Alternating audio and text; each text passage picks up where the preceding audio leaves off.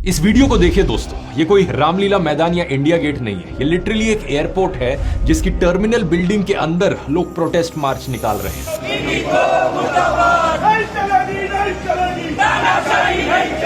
पिछले 3 दिनों से इंडिया के लगभग हर मेजर एयरपोर्ट पर अफरा तफरी मची हुई है। लोग चिल्ला रहे हैं, चीख रहे हैं।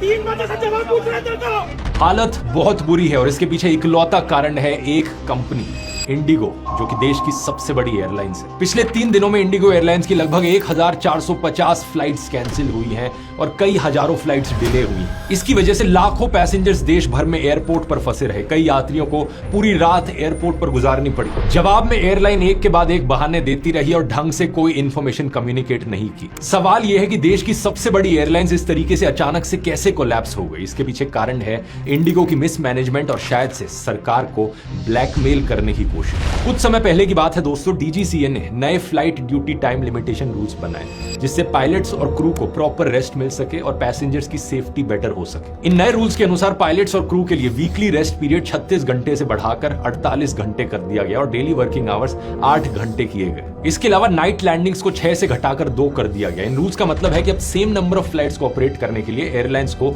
ज्यादा पायलट्स और क्रू मेंबर्स हायर करने पड़ेंगे। इन रूल्स को ओरिजिनली मार्च 2024 में इंप्लीमेंट किया जाना था, लेकिन तब इंडिगो और बाकी एयरलाइंस ने कहा नहीं, ये तो बहुत जल्दी है, प्लीज इसे डिले करो क्योंकि हमें थोड़ा समय चाहिए नए पायलट्स और क्रू मेंबर्स को हायर करने के लिए। लेकिन 18 महीने का टाइम दिए जाने के बाद भी इंडिगो ने ढंग से हायरिंग नहीं करी। एयरलाइंस पायलट एसोसिएशन के प्रेसिडेंट सैम थॉमस का कहना है कि जब भी रूल्स एयरलाइंस के फेवर में नहीं होते तो एयरलाइंस फ्लाइट डिले कर देती हैं या कैंसिल कर देती हैं ताकि सरकार पर रूल्स चेंज करने का प्रेशर बनाया जा सके। इसलिए कहा जा रहा है कि इस तरीके से फ्लाइट्स को कैंसिल करना यह कोई प्लानिंग फेलियर नहीं था, बल्कि एक कैलकुलेटेड स्ट्रैटेजी थी। जानबूझकर अफरा तफरी मचा दो एयरपोर्ट पर ताकि डीजीसीए मजबूर हो जाए इन रूल्स को वापस लेने पर। और एग्जैक्टली ऐसा ही हुआ दोस्तों। डीजीसीए ने 5 दिसंबर को अपने रूल का एक बड़ा इंपॉर्टेंट पॉइंट अब विड्रॉ कर लिया है। लीव्स को वीकली रेस्ट में काउंट करना अलाउ कर दिया है जो पहले नहीं होता था। इसके अलावा डीजीसीए ने 10 फरवरी तक इंडिगो को एक वन टाइम एग्जेम्पशन दे दी है पायलट के नाइट ड्यूटी रूल से। इस पूरे मुद्दे के पीछे दोस्तों एक रूट कॉज है एविएशन सेक्टर का इंडिया में